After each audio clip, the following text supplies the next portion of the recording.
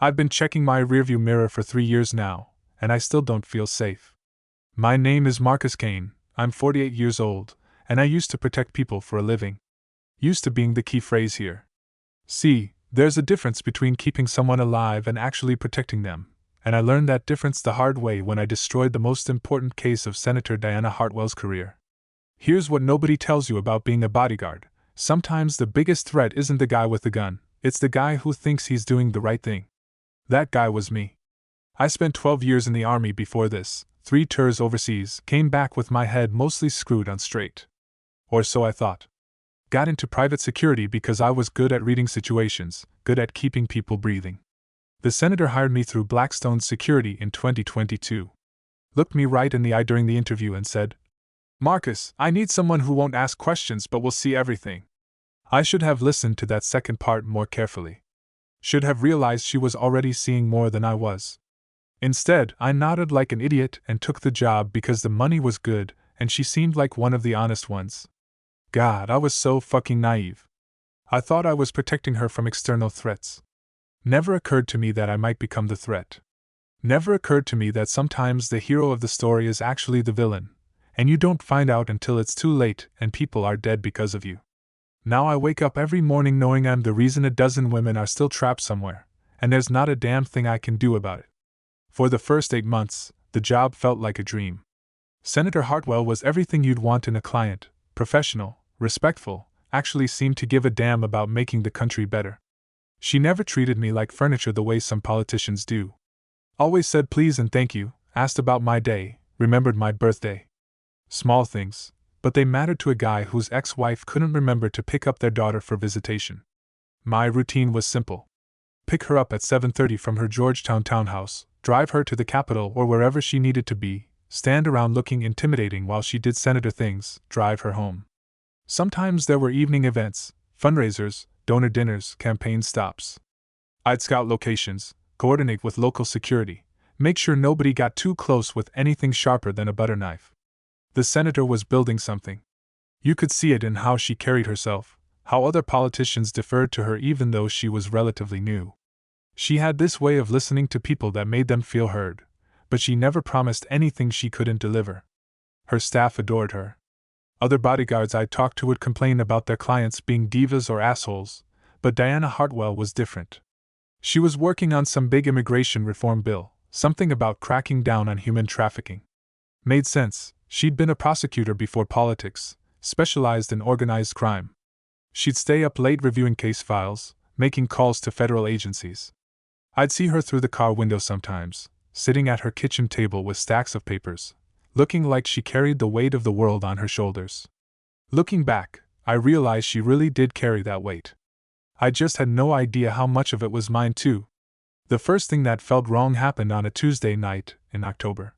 We were leaving a donor dinner at some fancy hotel downtown when the senator got a call. She answered it in the car, which wasn't unusual, but something about her voice changed. Got tighter. More careful. "Yes, I understand," she was saying. "Thursday night then. The usual place." She hung up and stared out the window for the rest of the ride home. When I asked if everything was okay, she just said it was campaign business and changed the subject. Thursday night, she told me she had a last-minute meeting. Nothing on her official schedule. We drove to a warehouse district in southeast DC. The kind of place where honest people don't usually have business after dark.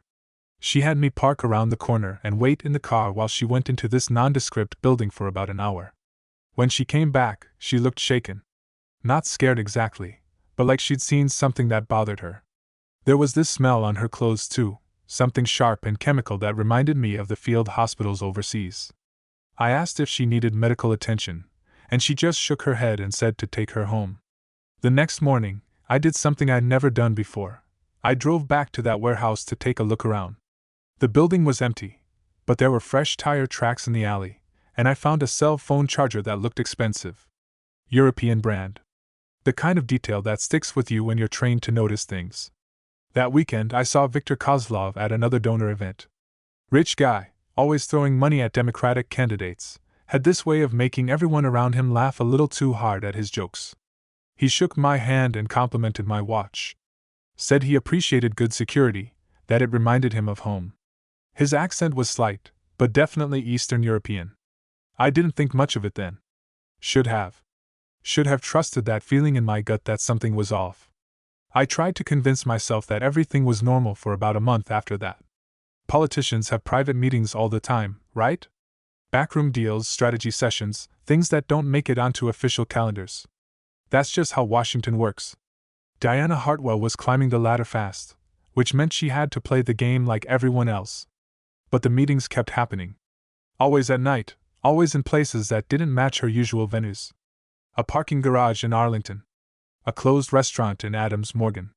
Once, an abandoned office building that gave me serious creeps just looking at it. Each time, she'd come back looking more stressed, more worn down. I started keeping notes in a small notebook, telling myself it was just good security practice. Times, locations, who else was around. Viktor Kozlov's name kept appearing at events before or after these mysterious meetings.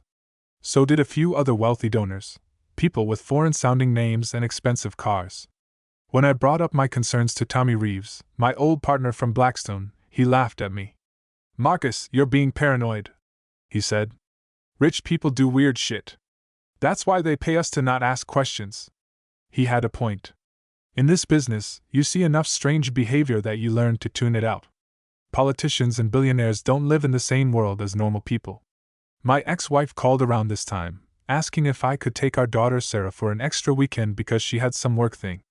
Sarah was 16 then, smart as hell, wanted to study international relations in college. During dinner, she asked what my new job was like, and I found myself talking about the senator's immigration work, how important it was to stop human trafficking. "That's really cool, Dad," Sarah said. "I did a report on trafficking for school. Did you know most of it happens through legal channels? Like, people use legitimate businesses and government connections to move victims around." I remember that conversation word for word because it was the first time I wondered if I was protecting the right person. But I pushed the thought away. Diana Hartwell was one of the good guys. Had to be. December brought the kind of cold that cuts through your jacket and sits in your bones. It also brought more irregularities that I couldn't ignore anymore. The senator's phone calls became more frequent and more cryptic. She'd step out of earshot, but I caught fragments, things like, "The shipment is delayed," and "Move them to the secondary location." Then there was the money. I'd been handling the senator's daily logistics for months, so I knew her routine with finances. She was careful, methodical, every expense accounted for. But suddenly there were cash withdrawals that didn't match any known expenses. Large amounts, always in round numbers. 5,000 here. 10,000 there. Viktor Kozlov started showing up at the office. Not for public meetings or fundraisers, but quiet visits that lasted hours and never appeared on any calendar. He'd bring other men with him, guys who dressed well but moved like they'd seen violence. They had that stillness about them that you learn to recognize if you've spent time in places where life is cheap. I started following up on the locations where the senator had her mysterious meetings. The warehouse in Southeast had been purchased 6 months earlier by a shell company. The closed restaurant was owned by another shell company. Both traced back to business addresses that didn't exist or led to vacant lots. The worst part was how normal everything seemed on the surface. The senator still smiled at constituents, still asked about my weekend, still worked late on her trafficking legislation. But there was something hollow about it now, like she was going through motions. She'd lost weight, developed this nervous habit of checking her phone every few minutes. One night in late December, we were leaving a Christmas party, a legitimate diplomatic event, full of cameras and reporters. As we walked to the car, Kozlov appeared beside us like he'd been waiting in the shadows. He spoke to the senator in rapid Russian, something that made her face go pale. She responded in the same language, which surprised the hell out of me because I'd never heard her speak anything but English. In the car afterward, I asked her when she'd learned Russian. She was quiet for a long moment, then said, "You pick up things in this job, Marcus. Languages, customs, ways of thinking. Sometimes you have to speak people's language to understand what they really want." That's when I knew for certain that Senator Diana Hartwell was not who I thought she was. January 3rd, 2023. I remember the date because it was the day everything went to hell, and I was the one who lit the match. We were driving back from a community meeting in Baltimore when the senator got another one of those calls. This time, instead of speaking carefully, she sounded panicked. "What do you mean they're gone?" she was saying. "All of them?" How is that possible? She listened for a moment, then her voice got sharp. Find them. Use whatever resources you need, but find them before. She noticed me listening and switched to Russian. 20 minutes later, we pulled into the parking garage of a hotel I'd never seen before. The senator told me to wait in the car, but something about her demeanor set off every alarm bell I had. She was scared in a way I'd never seen before. So I followed her. I took the stairs while she took the elevator, got to the 4th floor just in time to see her disappear into a room at the end of the hall. I found a maintenance closet with a view of the hallway and settled in to wait. What I saw over the next hour changed everything. Men were coming and going from that room, some I recognized as Kozlov's associates, others I'd never seen. But it was the young women that made my blood run cold. 3 of them, maybe early 20s, being escorted by men who clearly weren't hotel staff. The women looked drugged or terrified, maybe both. One of them couldn't have been older than my daughter. When I saw Viktor Kozlov drag a girl who couldn't walk straight into that room, I made the decision that destroyed everything. I called 911. This is Marcus Kane, I told the dispatcher. I'm a licensed security professional, and I'm witnessing what appears to be human trafficking at the Marriott downtown, room 427. I need police and federal agents here immediately. Then I called the Washington Post tip line and the FBI hotline, giving them the same information. In my mind, I was doing the right thing. I was stopping something horrible. I was protecting those women. 20 minutes later, the hallway was crawling with federal agents. They arrested everyone in that room, including Senator Diana Hartwell. As they led her away in handcuffs, she looked directly at me through the maintenance closet's crack in the door. The expression on her face wasn't anger or betrayal. It was pity. That's when I knew I'd fucked up beyond repair. The next 72 hours were a nightmare that still visits me in my sleep. By morning, every news channel in the country was running the story. Senator Diana Hartwell arrested in human trafficking sting. My name was kept out of the initial reports, but that didn't last long. Blackstone Security fired me before noon. Breach of client confidentiality. They said like that was the worst thing I'd done. Tommy wouldn't even take my calls. The FBI brought me in for questioning, and that's when I met Agent Sarah Chin for the first time. She looked at me like I was something she'd scraped off her shoe. Do you have any idea what you've done? Chin asked, sliding a thick folder across the table. 3 years of work. 3 fucking years building this case, getting close to the biggest trafficking network on the East Coast, and you destroyed it all with one phone call. The folder contained surveillance photos, financial records, transcripts of recorded conversations, all starring Senator Diana Hartwell working with federal agents to infiltrate Viktor Kozlov's operation. She'd been undercover for 3 years, building trust, gathering evidence, getting close enough to identify every person involved in moving women from Eastern Europe into forced prostitution. Those women you thought you were saving? Chin continued. They were federal agents and cooperating witnesses. The whole thing was a setup to make Kozlov think his operation was expanding. We were maybe a week away from taking down the entire network. I sat there feeling like someone had ripped my guts out with a rusty spoon. Everything I thought I knew was wrong. The mysterious meetings, the Russian conversations, the cash transactions, it was all part of the most important undercover operation the FBI had run in years. Kozlov's lawyers got him out on bail this morning, Chin said. By tonight, he'll be on a plane to a country that doesn't have an extradition treaty. The other targets are scattered to the wind. We'll be lucky if we can prosecute anyone now. Senator Hartwell was released after 18 hours, but the damage was done. Her career was over. The trafficking network was free. And somewhere in the world, women who should have been rescued were still trapped because I thought I was the hero in someone else's story. The threats started 3 days after the story broke. First, it was hang-up calls at all hours. Then someone slashed my tires. Then a brick through my apartment window with a note in Russian that I had to get translated. You cost us money. We cost you life. Agent Chin called me that same night. Pack a bag, she said. Light. Nothing you can't replace. When I asked why, she said, because Viktor Kozlov has friends, and they know who you are now. The FBI can't protect you officially, you're not a federal witness, just an idiot who stumbled into something bigger than himself. I spent the next week in a motel outside Baltimore, paying cash, changing locations every 2 days. Chin would meet me in parking lots to update me on how completely fucked the situation had become. The trafficking network had gone dark. 3 potential witnesses had disappeared. The cooperative victims who'd been posing as trafficking victims. 2 of them were legitimate trafficking victims they'd turned into informants, and now they were missing too. Do you understand now? Chen asked during one of our clandestine meetings. This wasn't some movie where you get to be the hero.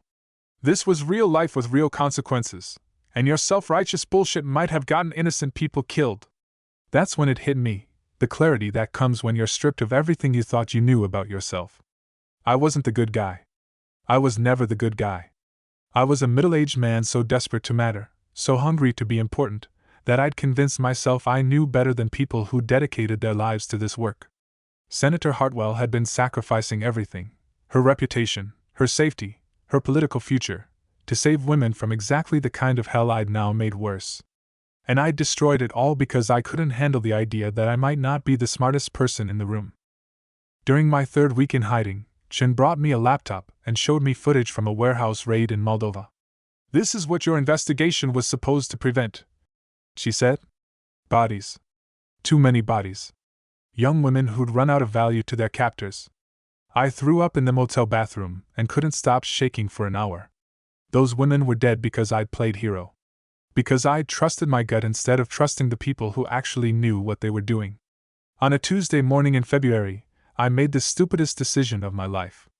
I was going to find Viktor Kozlov myself and make him pay for what he'd done. Not through the law had failed. Not through the system was broken. Through me. Chen had mentioned that Kozlov was spotted in Miami before he vanished completely. I had some money saved up, enough for a one-way ticket and maybe a week of cheap motels. I knew it was insane. I knew I'd probably die. But sitting in that Baltimore motel room, watching the news report that 3 more women had been found dead in a shipping container in Norfolk, I couldn't live with doing nothing anymore. I didn't tell Chen what I was planning. I bought a gun from a guy Tommy had introduced me to years ago, no questions asked. I drove to Miami and started haunting the places where rich Russians like to spend their money: South Beach clubs, expensive restaurants, yacht marinas. For 6 days, I found nothing. Then, on a Sunday night, I got lucky. I was sitting in my rental car outside a high-end steakhouse when I saw him. Viktor Kozlov, walking out with 2 bodyguards and a woman young enough to be his daughter. Maybe she was his daughter. Maybe she wasn't. I followed them to a penthouse building on Ocean Drive. Watched them go up. Made myself wait 2 hours, then went to the lobby and told the doorman I was Kozlov's new security detail, early for my shift. Amazing how far confidence and a good suit can get you. I made it to the 32nd floor before I realized I had no plan beyond pointing a gun at Kozlov and demanding he confess to everything. Which was, objectively, the dumbest thing I could possibly do. But when I knocked on his door and he answered it himself, no bodyguards, just him in a bathrobe, I saw something in his eyes that stopped me cold. Not fear. Not surprise.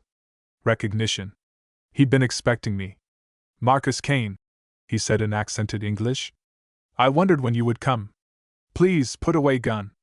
We have much to discuss, and very little time." That's when I realized I wasn't the hunter. I was the prey, and I'd walked right into the trap. Kozlov made us coffee like we were old friends catching up. Explained that his people had been tracking me since I left Baltimore, that they'd known exactly where I was every moment of my amateur manhunt. "You are not very good at being invisible," he said, almost kindly. What he told me over the next hour made me wish I'd never been born. The trafficking network was bigger than the FBI had realized. It wasn't just Kozlov's operation, he was middle management in something that reached into governments, law enforcement, and major corporations across 3 continents. "Your Senator Hartwell, she was getting close to truth," he said. "But she was also in great danger. My associates, they do not care about American politics or law enforcement. They care about profit, and she was threat to profit." He showed me photographs on his phone. Bodies that looked like they'd been tortured before they died. "These were women who tried to escape our network last month," he said. "This is what happens to threats." Then he showed me another photo. Senator Hartwell, taken with a telephoto lens outside what looked like a safe house. There was a red crosshair digitally superimposed over her face. "Your actions, they saved her life in one way," Kozlov continued. "The operation ended, so she is no longer useful target. But they also made her useless for future investigations. She can never work undercover again. Everyone in my world knows her face now. He leaned forward. The women you thought you were saving that night? They volunteered for that assignment knowing they might die. 2 of them were rape victims from our network who chose to risk everything to help FBI bring us down. Now they are dead because your phone call warned wrong people. I asked him why he was telling me this. Why he hadn't just had me killed. Because, he said, I want you to live with knowledge of what you destroyed. Death would be mercy. Living with truth is punishment. Before I left, he gave me an address in Poland. If you ever want to see what your heroism accomplished, he said, go there. Ask for girls who were supposed to be rescued in January. I never went to Poland. I couldn't handle finding out how much worse it was than I already knew. 3 years later, I'm still alive, which some days feels like the worst possible outcome. I work security at a shopping mall in Phoenix now, the kind of job where the biggest threat is teenagers shoplifting energy drinks. Nobody knows who I am here. Nobody knows what I did. Sometimes I see Senator Hartwell on the news. She works for a nonprofit now, something about helping trauma victims. She never returned to politics. Never got her chance to change the world the way she was trying to. The trafficking bills she was working on died in committee after her arrest, made headlines. Agent Chin sends me Christmas cards. Never writes anything personal, just signs her name. I think it's her way of reminding me that I'm still breathing while better people are dead. I tried therapy for a while. The counselor kept pushing me to forgive myself, to find meaning in the experience, to turn my pain into purpose. I stopped going when she suggested I write a book about it. There's no redemption in this story. No lesson learned. No growth or healing. Just the knowledge that I destroyed something important because I was too stupid and too proud to trust anyone but myself. My daughter Sarah graduated college last month. International relations, just like she planned. She wants to work for the State Department, maybe join the Foreign Service someday. She still thinks her old man is a hero who protected politicians from bad guys. I'll never tell her the truth. Viktor Kozlov was found dead in his Moscow apartment 6 months ago. Apparent suicide, according to the Russian authorities. I wondered if someone from his own network had decided he'd become a liability, or if the guilt finally caught up with him. Then I realized it didn't matter. He was just another middle manager in a machine that keeps running without him. I still check my rearview mirror everywhere I go. Not because I think anyone's following me anymore. I'm not important enough to kill. I do it because somewhere in the world, women are still being bought and sold, and I'm part of the reason they weren't saved when they had the chance.